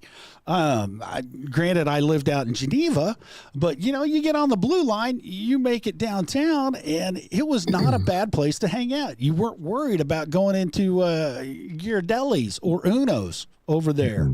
But now I will not visit that city. No, I won't blame you. And I live in a neighborhood called Lakeview. It's near the lake, as you might expect. Yep. Not too far from Wrigley Field.